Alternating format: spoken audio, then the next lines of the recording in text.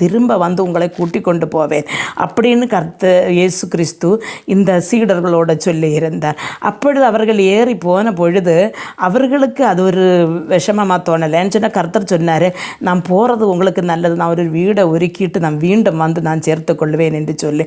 ஆனால் இயேசு கிறிஸ்துக்கு அநேக திருஷ்டாந்தங்களினால் இவர்களை உறுதிப்படுத்த வேண்டி இருந்தது. காரணம் என்று சொன்னால், தான் இந்த பூமியில் மனுஷனை ரட்சிக்க வந்தார் என்று சொன்னாலும் எல்லா மனுஷர் என்ற நாட்களில் ரட்சிப்படையவில்லை. அதனால் அவர் தன்னுடைய பிள்ளைகளை தான் விட்டு போன வேலையின் பாக்கியை செய்வதற்காக சீடர்களாக தெரிந்து கொண்டார். அவர் சில இன்றும் நம்மை அவருடைய அன்பை நமக்கு தருகிறார் என்று சொன்னால் நாம் வெறுமனே இருக்கல, அவருடைய அன்பை பெற்றுக்கொண்டு இந்த பூமியிலே நம்முடைய முன்பு வர சகல ஜனங்களோடும் சகல கோத்திரங்களோடும் சகல பாஷைக்காரோடும் நம்முடைய சுவிசேஷத்தை இயேசுவின் அந்த அற்புத அந்த பரலோகத்தில் நமக்கு ஒரு இடம் ஆயத்தம் பண்ண போனார்.